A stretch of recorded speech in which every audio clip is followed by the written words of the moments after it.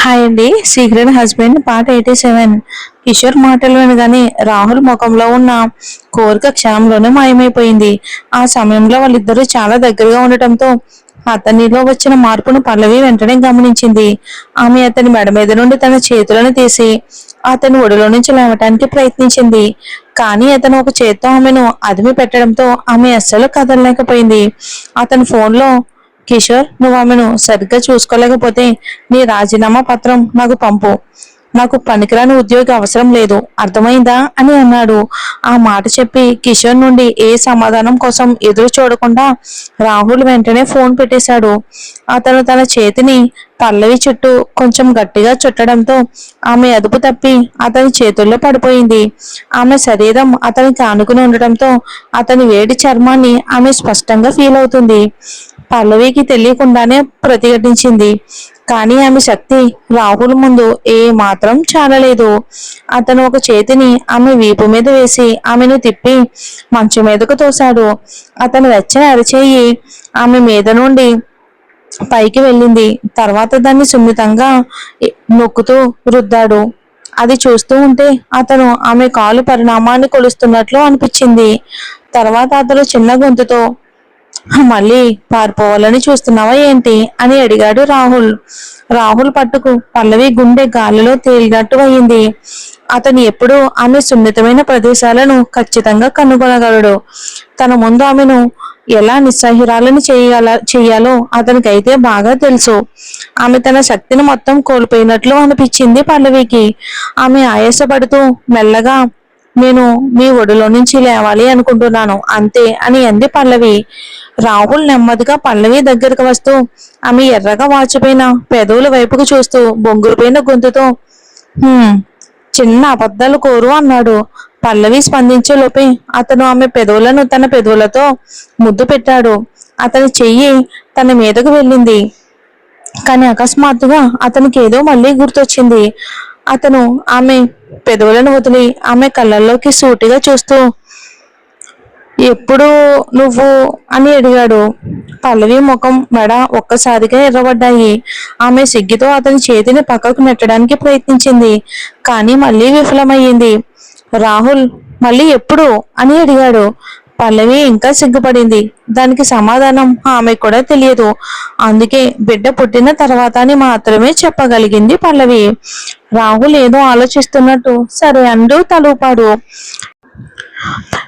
ఏదో తెలియని కారణం వలన అతని స్పందనలో పల్లవికి ఏదో తేడాగా ఉన్నట్టు అనిపించింది. ఆమె కంగారుగా, అస్సలు కుదరదు, దాని గురించి ఆలోచించకూడా అని చెప్పేసింది. రాహుల్ ఆమెను గట్టిగా గిల్లి, సరదాగా దేని గురించి ఆలోచించకూడదా అని అడిగాడు. పల్లవి తల పైకెత్తి ఆయాసపడింది. ఆమె తన కింద పెదవిని కొరుక్కుని వణుకుతున్న గొంతుతో, నేనేమంటున్నానో మీకు తెలుసు, మీరు అలా చేయకూడదు అని అంది. నువ్వేం చెప్పాలనుకుంటున్నావు? నేను నా బిడ్డతో నీతో పోటీ పడతానని భయపడుతున్నావా ఏంటి? రాహుల్ ఆమెకు మరింత దగ్గరగా జరిగి మత్తెక్కించే గొంతుతో, కంగారు పడుకు, వాడి కడుపు నిండిన తర్వాతే నేను అని ఎటకారంగా అన్నాడు. రాహుల్, ఆపండి. పల్లవి తన చేతిని పైకెత్తి అతని నోరు ముయ్యాలి అనుకుంది. కానీ రాహుల్ దాన్ని పట్టుకున్నాడు. దాంతో అతనికి ముద్దు పెట్టి నోరు ముయించడం తప్ప ఆమెకు వేరే దారి లేకపోయింది. ఖచ్చితంగా రాహుల్ కూడా స్పందించాడు. రాహుల్ ఒక్కసారిగా పల్లవిని ముద్దు పెట్టుకున్నాడు. పల్లవికు తన శరీరంలో నుంచి ఆత్మ బయటికి వెళ్ళిపోతున్నట్టు అనిపించింది. ఆమె నిస్సహాయంగా అతని పేరును పిలవడం తప్ప ఇంకేమీ చేయలేకపోయింది. రాహుల్, ఆపండి. అయితే రాహుల్ ఆమె మాటలు విననట్లే ఉన్నాడు. అతని చేతులు ఆమె శరీరంపై విహరిస్తూ ఉన్నాయి. చివరికి పల్లవి లొంగిపోయింది. ఆమె చాలా బలహీనంగా అనిపించింది. తన శరీరంలో నుంచి ఆత్మను పీల్చేసినట్టు అయ్యింది. ఆమె ఎలసిపోయి మంచం మీద పడి ఉంది. అంతే. రాహుల్ చేతులు విహరించడం ఆపాయి. కానీ అతను ఆమెను వదలలేదు. బదులుగా ఆమెను తన మీదకు తిప్పుకున్నాడు. ఆమె తన పైన ఉన్నప్పుడు ఆమె చేతిని తన మీదకు తీసుకొచ్చాడు. ఒకరికొకరు సహాయం చేసుకోవాలి కదా అని అన్నాడు. పల్లవి ఇంకా సిగ్గుతో ఎర్రబడి ఉంది. ఆమె మంచంతో తడిచిన గులాబీలా కనిపించింది. ఆమె రూపం అతనికి ఇంకా ఎక్కువగా అనిపించింది. అతను కొద్దిగా ముందుకు వంగి తన చెవిని ముద్దు పెట్టాడు. పల్లవి, దయచేసి నాకు సహాయం చేయరా అని అన్నాడు. కొంత సమయం తర్వాత ఇంకా అంతా ముగిసిపోయింది. పల్లవి ఇంకా మైకంలోనే ఉంది. ఇందాక ఏం జరిగిందో ఆమె నమ్మలేనట్టు అనిపించింది. కానీ రాహుల్ ఆమెను వాష్రూమ్ గదికి తీసుకెళ్తున్నప్పుడు ఆమె ప్రతిఘటించింది. ఆమె అతన్ని నెట్టి, నేను ఫ్రెష్ అయ్యి వస్తాను అని అంది. నన్ను నెట్టేంత శక్తి ఇంకా ఉందా? రాహుల్ ఆట పట్టించాడు. పల్లవి చెవులు వెంటనే ఎర్రబడ్డాయి. ఆమె త్వరగా, లేదు, ఇక నా వల్ల కాదు, నేను చాలా అలసిపోయాను అంది. రాహుల్ కనుబొమ్మలు పైకెత్తాడు. నిజంగానా? నీ దగ్గర ఇంతేనా శక్తి ఉంది? నీ నైపుణ్యాలను మెరుగుపరుచుకోవడానికి ఇంకా చాలా సాధన కావాలి. మనం మళ్ళీ పాల్గొనడానికి ఇంకా కొన్ని నెలలు ఉంది కదా. ఈ మాట వినగానే పల్లవికు కంగారు పుట్టింది. కానీ ఆమె దాన్ని బయటపడనివ్వలేదు. బదులుగా ఏమీ తెలియలేనట్టు నటించింది. పల్లవి ముఖం కడుక్కుని రావటం ముగించాక, రాహుల్, డ్రెస్ మార్చుకో, ఈ రోజు మనం మా తాతయ్యని కలవడానికి వెళ్దాం. ఆయన మనల్ని చూడాలని ఎప్పటి నుంచో అనుకుంటున్నారు అన్నాడు. మరోవైపు రాహుల్ ఫోన్ పెట్టేసిన వెంటనే కావ్య కిషోర్ చెంప మీద గట్టిగా కొట్టింది. వెంటనే కిషోర్ నోటి చివరి నుండి రక్తం కారడం మొదలయ్యింది. అతను చాలా సేపటి వరకు ఆశ్చర్యపోయాడు. కావ్య కోపంతో అతనిపై విరుచుకుపడింది. చి, పనికి మాలిన వెదవా, ఇంత పనికి రానివాడివేంట్రా, ఈ చిన్న పని కూడా చేయలేకపోయావా? ఈ మాట చెప్పి ఆమె మళ్ళీ కిషోర్ని కొట్టడానికని చేయి పైకెత్తింది. కానీ ఆమె ఊహించని విధంగా అతను అకస్మాత్తుగా ఆమె చేతిని గట్టిగా పట్టుకున్నాడు. తర్వాత అతను తన మరో చేతిని పైకెత్తి ఆమె చెంప మీద గట్టిగా కొట్టాడు. కావ్య తన దెబ్బకి ఆశ్చర్యపోయింది. కిషోర్ ఎదురు తిరుగుతాడని ఆమె అయితే అస్సలు ఊహించలేదు. అతను తేలిగ్గా లొంగిపోతాడని ఆమె ఎన్నాళ్ళు అనుకుంది. ఆమెను కొట్టడానికి వాడికి ఎంత ధైర్యం! ఆమె పిచ్చిగా అతని మీదకు దూకి అతన్ని రక్కడానికి ప్రయత్నించింది. చి, నీచుడా, నీకెంత ధైర్యం రా! నేను బ్రతుకుండగానే నీ తోలు వలుస్తాను. అయితే కిషోర్ తప్పించుకున్నాడు. ఆమెను విజయం సాధించనివ్వలేదు. అతను హేళనగా నవ్వాడు. కావ్య గారు, నన్ను నీచుడు అన్నారా? అయితే మీరు ఒక మురికి నీచుడితో. కోపంగా కావ్యకి మాటలు రాక ఉక్కిరిబిక్కిరైపోయింది. ఆమె పొళ్ళు కొరుకుతూ, మీకేమైనా పిచ్చి పట్టిందా?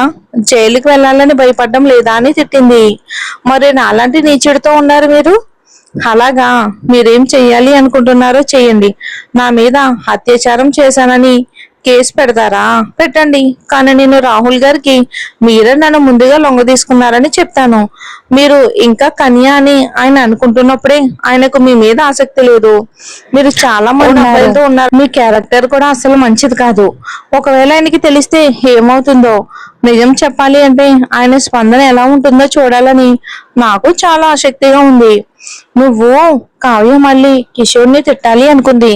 కానీ అతను ఇందాక చెప్పిన మాటలు గుర్తొచ్చి తను చెప్పాలి అనుకున్నది మింగేసింది. కిషోర్ని లొంగతీయటం ఇంత కష్టమని ఆమె ఎప్పుడూ ఊహించలేదు. ఆర్తి అయితే అతని కంటే చాలా తేలిగ్గా లొంగిపోయింది. కావ్య తన ఎత్తుగడ మార్చింది. ఆమె తన కింద పెదవిని కొరుక్కుని బలహీనంగా ఉన్నట్టు నటించింది. కిషోర్, నేను చాలా కోపంలో ఉన్నాను. నేను కావాలని అనలేదు, తెలుసా? దయచేసి నా మీద కోపం తెచ్చుకోకు. అయితే కిషోర్ అది నమ్మలేదు. అతను కావ్య అసలు స్వరూపాన్ని చూశాడు. కాబట్టి అతను ఆమె జిత్తులకు పడలేదు. జ్యోతితో కలిసి కొన్ని పన్నాగాలను పన్నాలని కావ్యకు అనిపించింది. కానీ ఆమె తల తిప్పి చూసేసరికి రాహుల్ ఆజ్ఞ మేరకు జ్యోతి ఇంకా తనను తాను కొట్టుకుంటూనే ఉంది. కావ్య కిషోర్ చేతిని మెల్లగా ఊపుతూ, కిషోర్, దయచేసి ముందు జ్యోతిని కొట్టుకోవటం ఆపమని చెప్పు. ఆమె చాలా పెద్దది, అలాంటి శిక్షను భరించలేదు అని అంది. కిషోర్ ముఖం గంభీరంగా మారింది. క్షమించండి, నేను అలా చేయలేను. నేను రాహుల్ గారి ఆజ్ఞలను పాటించాలి. కావ్య పగతో పళ్ళు కొరికింది. కిషోర్ ఇంత మొండిగా ఎలా ఉండగలడు? కానీ ఆమె ఇకపై కోపం తెచ్చుకోలేదు. కాబట్టి ఆమె ముందుకు వంగి కిషోర్ దగ్గరికి వెళ్ళి ఇలా ఉంది, అయితే నువ్వు ఆ నివేదిక పని పూర్తి చేశావా? కావ్య స్పర్శతో కిషోర్ పరధ్యానంలో పడి స్పష్టంగా చాలా మెత్తబడ్డాడు. అతను ఖచ్చితంగా అని బదులిచ్చాడు. కావ్య మనసు తేలికపడింది. త్వరలో ఒక మంచి నాటకం చూడబోతున్నాననే ఆలోచనతో ఆమె చాలా ఆనందపడింది. రాహుల్ తనను పెళ్లి చేసుకోవాలని ఆమె సంవత్సరాలుగా వెయిట్ చేసింది. కానీ రాహుల్ చివరికి తనను పెళ్లి చేసుకోవటానికి ఒప్పుకున్నప్పుడు అతను అకస్మాత్తుగా పల్లవిని పెళ్లి చేసుకున్నాడు. ఆమె ప్రయత్నాలన్నీ వృధా అయ్యాయి. ఇది ఆమెకు పల్లవి మీద తీవ్రమైన ద్వేషాన్ని కలిగించింది. అంత సాధారణమైన ఆడదాని మీద రాహుల్కి ఎలా ఆసక్తి కలిగింది? అది ఖచ్చితంగా పల్లవి కడుపులో ఉన్న ఆ దరిద్రపు బిడ్డ వల్లే. ఈ ఆలోచనతో కావ్య ఆ బిడ్డను వదిలించుకోవాలని నిర్ణయించుకుంది.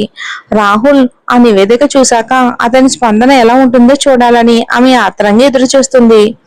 కావ్య విజయోత్సవంతో కిషోర్ చేతుల్లో వాలిపోయింది. ఆమె, కిషోర్, మనం ఇప్పుడు ఒకే పడవలో ప్రయాణిస్తున్నాం, కంగారు పడుకు, నేను నీకు పెద్ద బహుమతి ఇస్తాను అని అంది. రాహుల్, పల్లవి ఇద్దరు కృష్ణమూర్తి గారి ఇంటికి చేరుకున్నారు.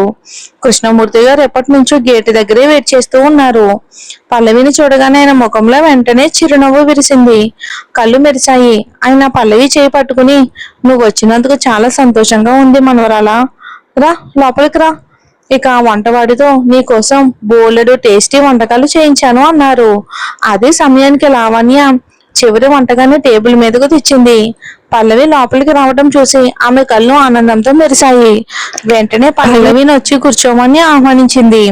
లావణ్యకి ఈ మధ్య తరచుగా దగ్గొస్తుంది. అందువల్ల పల్లవికు అంటుకుంటుందనే భయంతో ఆమెను కలవడానికి వెళ్ళలేదు. ఇప్పుడు ఆమెను చూడక లావణ్య మాట మధ్యలోనే ఆగిపోయింది. కృష్ణమూర్తి గారికి పల్లవి ప్రెగ్నెంట్ అన్న విషయం ఇంకా తెలియదని ఆమెకు అకస్మాత్తుగా గుర్తొచ్చింది. సారీ లావణ్య, అదే సుజాత అండి, మన రాహుల్ వాళ్ళ మదరు. పల్లవి అనుమతి లేకుండా ఆ విషయం చెప్పడం ఆమెకి ఇష్టం లేదు. అందుకే మాట మార్చి, ఇక వచ్చేసారి పల్లవి వచ్చినప్పుడు ఇంకా సన్నబడితే నేనే ఇక్కడ ఉంచుకుని స్వయంగా చూసుకుంటాను అంది. రాహుల్కి ఎలాంటి అభ్యంతరం లేదు. అతను అంగీకారంగా తల ఊపాడు. అప్పటికే పల్లవికి గర్భం నిలబడి కొంతకాలం అయింది కాబట్టి రాత్రి ఆమెకు బాగా ఆకలి వేసింది. ఫలితంగా ఆమె చాలా తింది. కృష్ణమూర్తి గారు చాలా ఉత్సాహంగా ఉన్నారు.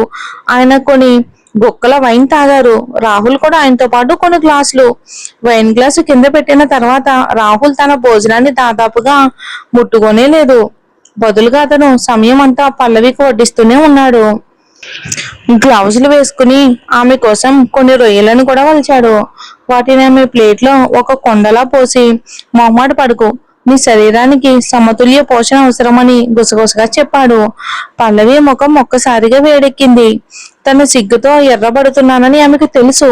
కానీ ఆమె ఏమీ అనకుండా అతను వలిచిన రొయ్యలన్నిటినీ తినేసింది. ఇది రాహుల్కి చాలా ఆనందాన్ని ఇచ్చింది. అతని ఆకర్షణీయమైన కళ్ళల్లోని చిరునవ్వు మరింత స్పష్టంగా కనిపించింది. భోజనం ముగిశాక వాళ్ళు హాల్లో కూర్చుని కాసేపు కబుర్లు చెప్పుకున్నారు. అకస్మాత్తుగా బయట వర్షం మొదలయ్యింది. వర్షం కొంచెం భారీగా ఉండటంతో రాహుల్, పల్లవిలు కారులో ఇంటికి వెళ్లడం సురక్షితం కాదని సుజాతకు అనిపించింది. వర్షం పడిన రాత్రి రోడ్డు జారుతుంది కదా, అందుకే ఈ రాత్రికి వాళ్ళని అక్కడే ఉండమని ఏర్పాటు చేసింది. సుజాత పల్లవిని గతంలో ఆమె ఉండే గదిపైకి తీసుకుని వెళ్ళింది. రాహుల్ వాళ్ళ వెనకే రావటం చూసి ఆమె అతన్ని ఆపి గంభీరమైన ముఖంతో, నువ్వు ఈ రాత్రి తాగావు, పల్లవితో ఒకే గదిలో పడుకోకూడదు అంది. రాహుల్ కనుబొమ్మలు ముడిచాడు. నేను తాగింది కొన్ని గ్లాసులే, నాకేం మత్తుగా లేదు. వద్దు అని సుజాత గట్టిగా నిరాకరించింది. ఒకవేళ నువ్వు అదుపు తప్పి పొరపాటున పల్లవిని గాయపరిస్తే, పక్కనే నిశ్శబ్దంగా నిలబడి ఉన్న పల్లవికి మాటలు విని కొంచెం ఇబ్బందిగా అనిపించింది. ఆమె ముఖం ఎర్రబడింది. ఇక సుజాత మనసు మార్చలేనని రాహుల్కి అర్థమయ్యింది. దాంతో అతను అయిష్టంగానే హాల్కి అవతల వైపు ఉన్న గెస్ట్ గది వైపుకి వెళ్ళాడు. అప్పుడు మాత్రమే సుజాత పల్లవిని గదిలోకి తీసుకుని వెళ్ళింది. సుజాత మంచం అంచున కూర్చుని పల్లవిని తన పక్కనే కూర్చోమని సైగ చేసింది. ఆమె మరి కాసేపు ఉండాలనుకున్నట్టు స్పష్టంగా కనిపించింది. ఆమె పల్లవి చేతిని పట్టుకుని వారు రోజువారీ జీవితాల గురించి మాట్లాడడం మొదలుపెట్టింది. ఆ తర్వాత ఆమె అడిగింది, పల్లవి, నువ్వు నువ్వు రాహుల్తో రాజీ పడ్డావా? పల్లవి ఒక క్షణం నిశ్శబ్దంగా ఉండిపోయింది. ఏం చెప్పాలో తెలియక. మరేం జరుగుతుందో చూద్దాం.